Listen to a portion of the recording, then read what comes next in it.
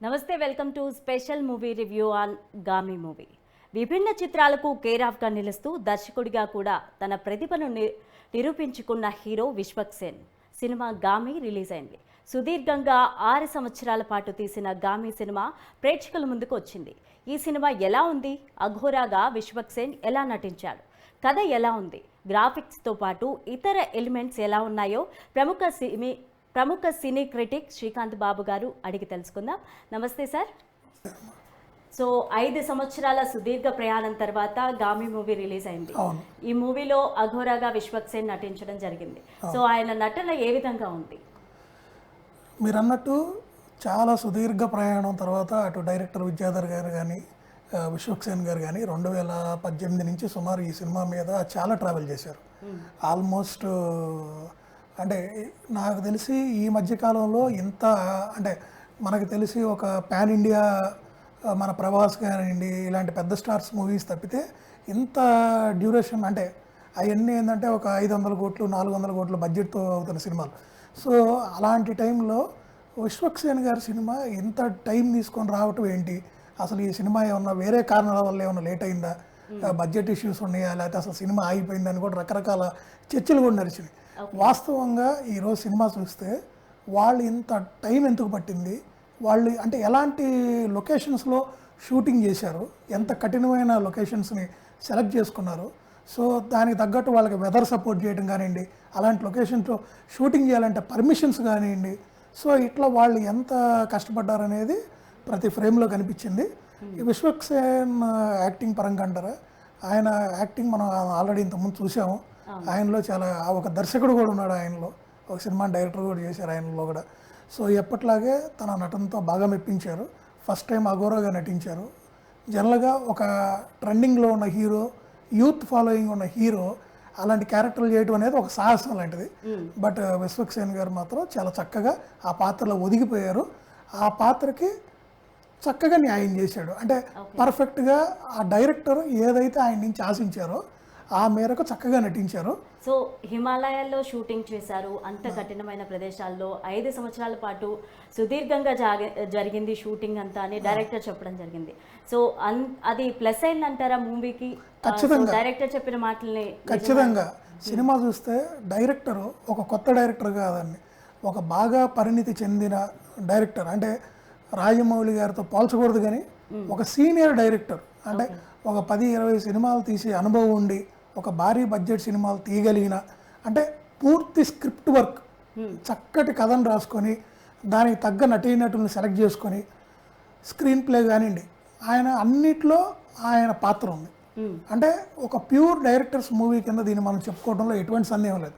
ఒక అనుభవం ఉన్న దర్శకుడు కనుక ఒక పెద్ద హై బడ్జెట్ కానీ ఒక మంచి సబ్జెక్ట్ కనుక తీసుకొని ఒక సినిమాని తీస్తే ఎంత అద్భుతంగా అవుట్పుట్ వస్తుందో ఈ సినిమా చూసి మనం చెప్పవచ్చు. ఎందుకంటే ఆయన ఎంచుకున్న తారాగణం కూడా అలానే ఉంది. అంటే సినిమాలో నటించినట్లే కాదండి, ఒక సంగీత దర్శకుడిని కానివ్వండి, ఒక సినిమాటోగ్రఫర్ కానివ్వండి, ప్రతి ఒక్కళ్ళు కూడా ఆయనకి ప్రతి డైరెక్టర్ తగ్గట్టు వాళ్ళు కరెక్ట్గా అవుట్పుట్ ఇచ్చారన్నమాట. సో డైరెక్టర్ చెప్పడం జరిగింది 2018లో ఈ మూవీ అనౌన్స్ చేయడం జరిగింది. దాదాపుగా అనౌన్స్ చేసినప్పుడు చెప్పారు, సో ఇది ఎక్కువ బడ్జెట్తో కూడుకున్న మూవీ, సో మీ హెల్ప్ కావాలి, మూవీ వాళ్ళ హెల్ప్ కావాలి అని చెప్పారు. సో విశ్వక్సేన్ కూడా ఈ మూవీకి రెమ్యూనరేషన్ తీసుకోలేదు. సో ఈ మూవీకి అంత కష్టపడి చేశారు. సో దాని వెనకాల ఏంటంటారు బ్యాక్గ్రౌండ్? మెయిన్ ఏం లేదండి, అంటే విశ్వక్సేన్ మనందరికీ తెలిసిందే, ఒక పరిమితులకు లోబడిన హీరో. అంటే బడ్జెట్ పరంగా అటు నిర్మాతలకు కానివ్వండి, ఇప్పుడు ఒక ప్రతి హీరోకి ఒక మార్కెట్ అనేది ఉంటుంది. సో విశ్వక్సేన్ మార్కెట్ని దృష్టిలో పెట్టుకొని, రెండోది కథ డిమాండ్ చేసే విధంగా ఖర్చుకి వెనకాడకుండా, ప్లస్ ఆ కథనే నమ్ముకోని డైరెక్టర్, అతనికి ఆ కథ మీద ఉన్న నమ్మకం అతను ఏం చేసిందంటే మార్గాలు వెతుక్కునేటట్టు చేసింది. సో దానికోసం ఏం చేశారు, ఒక నిర్మాతను పట్టుకొని ఆ నిర్మాత ద్వారా స్వచ్ఛందంగా ఆ డైరెక్టర్ కానీ హీరో కానివ్వండి, అవునండి హీరో కానివ్వండి, అందరూ స్వచ్ఛందంగా హీరో ఆయన ఫ్రెండ్స్ ద్వారా కానివ్వండి, డైరెక్టర్ వాళ్ళ ఫ్రెండ్స్ కానివ్వండి, పబ్లిక్ని కానివ్వండి, ఓపెన్గా మన హీరో గారు అయితే ప్రీ రిలీజ్ ఈవెంట్లో కూడా ఓపెన్గా చెప్పారు, ₹1 కూడా నేను రెమ్యునరేషన్ తీసుకోకుండా కేవలం కథ నచ్చి డైరెక్టర్ మీద నమ్మకంతో ఇలాంటి అప్కమింగ్ డైరెక్టర్స్ని ఎంకరేజ్ చేయాలని ఒక ఉద్దేశంతో కూడా నేను ఈ సినిమాలో స్వచ్ఛందంగా నటించాను. ఇలాంటి సినిమాలను మీరు ఎంకరేజ్ చేయండి, అప్పుడే కొత్త కథలు వస్తాయి, కొత్తదనం మన తెలుగు జనరల్గా మన తెలుగు పరిశ్రమలో ఏంటంటే కొత్తదనం అనగానే కొంచెం వెనకడిగేస్తారు, భయపడతారు. మనకేంటంటే రొటీన్ సినిమాలు, ఒక సినిమా అంటే ఒక 6 పాటలు ఉండాలి, ఒక 4 ఫైట్లు ఉండాలి, ఓపెనింగ్ హీరోకి ఎలివేషన్ ఒక సాంగ్, ఓ ఫైటో ఉండాలి, ఒక ఐటమ్ సాంగ్ ఉండాలి, ఇట్లాంటి కొన్ని జనరల్గా మన తెలుగు సినిమాలు ఇలాంటి క్లాస్ ఇస్తారనేది ఒకటి ఉంది. సో అదే మీకు తమిళ్ మలయాళ సినిమాలు డిఫరెంట్గా ఉంటాయి, కోర్ సబ్జెక్ట్ బేస్ అయ్యి వాళ్ళు సినిమాలు తీస్తారు. చాలా మంది ఒక కామెంట్ కూడా చేయడం జరిగింది, తమిళ్ మలయాళంలో వచ్చిన సపరేట్ సబ్జెక్ట్ మూవీస్ తెలుగులో రావు అని ఒక కామెంట్ కూడా రావే కాదు, ఆ సినిమాలు డబ్ చేసినా కూడా ఆశించిన స్థాయిలో ఒక 10% ఆడి ఉంటాయండి. సో 90% సినిమాలు పెట్టింది అనుకోవచ్చా ఆ కామెంట్? గామి అనేది అసలు డైరెక్టర్ ఒక డిఫరెంట్ లైన్లో తను రాసుకున్న సినిమా అండి అది. ఆ సినిమా అసలు ఈ రోజు వరకు అంటే మనకు వచ్చిన ఎన్నో తెలుగు సినిమాలు ఉన్నాయి కానివ్వండి, వాటికి భిన్నంగా ఇది ఒక కొత్త సబ్జెక్టు. డైరెక్టర్ మొదటి నుంచి చెప్తున్నట్టే ఇది ఒక ఎవరు టచ్ చేయని కొత్త సబ్జెక్ట్ టచ్ చేశాడు. అసలు హీరో అఘోరా ఏంటి అనే ఒక ప్రశ్నతో స్టార్ట్ అయిన సినిమా, దానికి ప్యారలల్గా ఇంకొక 2 కథలు నడుస్తూ ఒక 3 కథలు అంటే అటు హీరో అఘోరా క్యారెక్టర్ సంబంధించి ఆయనకున్న ఆ ప్రాబ్లం అంటే ఇతరులు ఎవరైనా సరే మానవులు, లేడీస్ అయినా జెంట్స్ అయినా అతను టచ్ చేస్తే అతని బాడీ ఇంకొక విధంగా రియాక్ట్ అవుతుంది, కొన్ని ప్రాబ్లమ్స్ ఉంటాయి. సో దాన్ని ఓవర్కమ్ చేయాలి. సో మనిషి అనే అతను స్పర్శ లేకుండా బతకడం అనేది కూడా కష్టం. సో దానికి అతను విరుగుడు కనిపెట్టాలి. సో అది ఎక్కడో హిమాలయస్లో ఆయనకు దానికి సంబంధించి ఒక పాయింట్ ఉంటుంది. ఒక పువ్వుకు సంబంధించినది తీసుకుంటే ఆయనకు అది పోతుంది అన్నమాట. సో దాని గురించి ఒక కథ.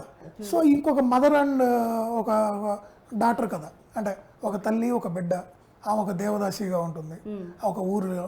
సో వాళ్ళ కథను ఒక ప్యారలల్గా అది ఒక మంచి సబ్జెక్టు, ఒక మంచి నెల్లూరు పరిసరాల్లో ఒక పల్లెటూరు ఎంచుకొని అక్కడి నుంచి తీశారు. ఆ నేపథ్యం చాలా హార్ట్ టచింగ్గా ఉంది వాళ్ళ ఆ సబ్జెక్ట్. తర్వాత మూడోది ఒక ప్రయోగాలు జరగటం, అంటే హ్యూమన్స్ మీద వాళ్ళ బ్రెయిన్ మీద ఒక ప్రయోగం. మన ఇండో చైనీస్ బోర్డర్ దగ్గర ఒక సీక్రెట్గా ఒక కంపెనీలో కొన్ని ప్రయోగాలు జరుగుతూ ఉంటాయి. ఒక అతని మీద జరుగుతున్న ప్రయోగాలు, అతను ఏంటి, అలా ఎలా తప్పించుకుంటాడు, అసలు ఏంటి, అదొక డిఫరెంట్ సబ్జెక్టు. ప్లస్ ఒక థ్రిల్లింగ్ సబ్జెక్ట్ అది మెయిన్. అది ఎంత థ్రిల్లింగ్గా ఉందంటే అది చాలా, అంటే స్క్రీన్ మీద చూసేటప్పుడు మనకి థియేటర్లో చక్కగా ప్రతిదీ కూడా ఏంటి అసలు వీళ్ళందరూ ఎలా కనెక్ట్ అవుతారు, వీళ్ళకి ఎలా ఇతను తప్పించుకుంటాడా లేదా, హీరో దీని నుంచి ఎలా బయటపడతాడు, అలా ప్రతిదీ. అంటే డైరెక్టర్ ఆ కథలో వాళ్ళు రాసుకున్న కథల్ని వాటిని నడిపించిన విధానం, స్క్రీన్ ప్లే ప్యారలల్గా ఒక కథకి మ్యాచ్ అవుతూ ప్యారలల్గా వెళ్ళిన విధానం, స్క్రీన్ ప్లే మాత్రం మైండ్ బ్లోయింగ్ అండి. స్క్రీన్ ప్లే మాత్రం చాలా కట్టిపడేసింది, దాంట్లో ఎటువంటి సందేహం లేదు. డైరెక్టర్ ఇది ఇట్స్ డైరెక్టర్స్ మూవీ అండి, నో డౌట్. ఓకే, అయితే సినిమాటోగ్రఫీ ఏ విధంగా ఉంది ఈ సినిమా? సినిమాటోగ్రఫీ వచ్చినప్పటికీ విశ్వనాథ్ రెడ్డి గారు చేశారు, చాలా బాగా చేశారండి. చాలా రోజులు గుర్తుండిపోతుంది ఆ లొకేషన్స్, ఆ పిక్చరైజేషను, ఆ స్క్రీన్ ప్రతి ఫ్రేమ్లో మనకి ఆ రిచ్ విజువల్స్ కానివ్వండి అన్నీ కూడా చాలా అద్భుతంగా తీశారు. అలానే విలేజ్ బ్యాక్డ్రాప్లో వచ్చే సీన్స్ కానివ్వండి అన్నీ కూడా చాలా బాగా వచ్చినాయి. ఎక్కడ కూడా మీకు ఇట్స్ విజువల్ వండర్, బాగా వచ్చింది. అండ్ మ్యూజిక్ డైరెక్షన్ ఏ విధంగా ఉంది, బ్యాక్గ్రౌండ్ స్కోరింగ్ కానీ ఎలా ఉంది మూవీకి? మ్యూజిక్ వచ్చేటప్పటికి స్వీకరను తర్వాత నరేష్ కుమార్ అని ఇద్దరు చేశారండి. నరేష్ కుమార్ గురించి బాగా చెప్పుకోవాలంటే మనకి బ్యాక్గ్రౌండ్ మ్యూజిక్ ఆయన ఎక్స్ట్రాడినరీగా ఇచ్చారు. అసలు సినిమాకి ఆయన ఒక విధంగా ప్రాణం పోసారు ఆ బ్యాక్గ్రౌండ్ మ్యూజిక్తో. ఆ సీన్స్, ఆ హీరో పడుతున్న కష్టాలు కానివ్వండి, అతను ఆ జర్నీలో ఆ హిమాలయస్లో అతను కావాల్సిన ఆ పువ్వు కోసం వెళ్తున్నప్పుడు అతను ఆ ట్రావెలింగ్లో ఎదురైన సంఘటనలు కానివ్వండి, ఇలా ప్రతి చోట ఏంటంటే ఎక్కడెక్కడ ఆ సీన్కి ఆ ఎలివేషన్స్ అవన్నీ బాగా రావాలో అక్కడ ఆయన బ్యాక్గ్రౌండ్ మ్యూజిక్ మాత్రం చాలా అద్భుతంగా ఇచ్చారు. డెఫినెట్గా మ్యూజిక్ డైరెక్టర్స్ ఇద్దరు కూడా చాలా బాగా చేశారు. అంటే బ్యాక్గ్రౌండ్ మ్యూజిక్ కానివ్వండి, రెగ్యులర్ మ్యూజిక్ కానివ్వండి చాలా అద్భుతంగా వచ్చింది, దాంట్లో ఎటువంటి డౌట్ లేదు. హీరోయిన్ విషయానికి వస్తే చాందిని చౌదరి తన యాక్టింగ్ ఏ విధంగా ఉంది? సెంటిమెంట్ సీన్ లో కానీ లాస్ట్ క్లైమాక్స్ లో కొన్ని సీన్స్ ఉంటాయి, సో యాక్టింగ్ ఏ విధంగా అనిపించింది? చాందిని చౌదరి కూడా అండి సినిమా ఫస్ట్ స్టార్ట్ అయిన ఒక 10-15 నిమిషాల తర్వాత నుంచి ఎంటర్ అవుతుంది ఆ క్యారెక్టర్, లాస్ట్ వరకు ఉంటుంది ఆ క్యారెక్టర్ అనేది. హీరోతో పాటు అమ్మాయి జర్నీ ఒక అంటే ఏదో ఒక హీరోయిన్ మనం పెట్టాలి ఇంజెక్ట్ చేయాలని కాకుండా ఆ క్యారెక్టర్కి కూడా తగినంత ఇంపార్టెన్స్, ఆ జర్నీలో ఆ క్యారెక్టర్ నుంచి కూడా డైరెక్టర్ ఏదైతే సీన్స్ కానివ్వండి అవన్నీ కూడా చాలా పర్ఫెక్ట్గా సెట్ అయినాయండి. చాందిని చౌదరికి కూడా చాలా మంచి సినిమా అవుతుంది ఇది, దాంట్లో ఎటువంటి డౌట్ లేదు. సెకండ్ హాఫ్లో ఆ అమ్మాయి నుంచి వచ్చినటువంటి సీన్స్ అన్నీ కూడా చాలా బాగున్నాయి. హీరో వాళ్ళిద్దరి మధ్య వచ్చిన సన్నివేశాలు కానివ్వండి, ఒకానొక స్టేజ్లో అంటే కొన్ని మనం రివీల్ చేయకూడదు కాబట్టి చెప్పలేకపోతున్నాం, కొన్ని సన్నివేశాలు మాత్రం చాలా అద్భుతంగా ఆ అమ్మాయి కూడా ఆ పువ్వు కోసం ప్రయత్నం చేసే విధానం కానివ్వండి, అక్కడ వాళ్ళు ఎదురైన కష్టాలు కానివ్వండి, అలాంటి సీన్స్ అన్ని కూడా చాలా అద్భుతంగా వచ్చినాయి. ఓకే, సో ఓవరాల్గా విశ్వక్సేన్ పడ్డ కష్టానికి ఈ సినిమా ఫలితాన్ని ఇస్తుంది అంటారా? మీరేమంటారు, ఎలా ఉందంటారు? ఖచ్చితంగా అండి, వాళ్ళ 5 సంవత్సరాల కష్టం మాత్రం ఎక్కడికి పోలేదు. సినిమా చాలా బాగా వచ్చింది. ఫస్ట్ హాఫ్లో అక్కడక్కడ మనకు కొంచెం ల్యాగ్ అనిపించినా కూడా మీకు సెకండ్ హాఫ్ మాత్రం చాలా బాగుంటుంది. ఫస్ట్ హాఫ్ కూడా బాగుంది, బాగలేదని కాదు, ఒక 10-15 మినిట్స్ అక్కడ కొంచెం ల్యాగ్ ఉంది తప్పితే ఓవరాల్గా మాత్రం చాలా మంచి సినిమా. అంటే విశ్వక్సేన్ కెరియర్లో చెప్పుకోదగిన సినిమా ఇది, దాంట్లో డౌట్ లేదు. ఇక డైరెక్టర్ కంటారా, ఆయన ఒక ఎక్స్పీరియన్స్ ఉన్న డైరెక్టర్ ఒక సినిమా తీస్తే ఎలా తీయొచ్చో అంత చక్కగా తీశారు. ఆ విద్యాధర్ గారు మాత్రం డెఫినెట్గా ఆయనకి ముందు ముందు మంచి సినిమాలు, పెద్ద హీరోలతో కూడా సినిమాలు చేసే అవకాశాలు ఉంటాయి, దాంట్లో ఎటువంటి డౌట్ లేదు. విశ్వక్సేన్ ఫ్యాన్సే కాదండి, రెగ్యులర్ ఆడియన్స్, ఇప్పుడు మన కొత్తగా మనం ఆల్రెడీ ఇంగ్లీష్ మూవీస్ అవి చూస్తూ ఉంటాం మనం చాలా, ఏది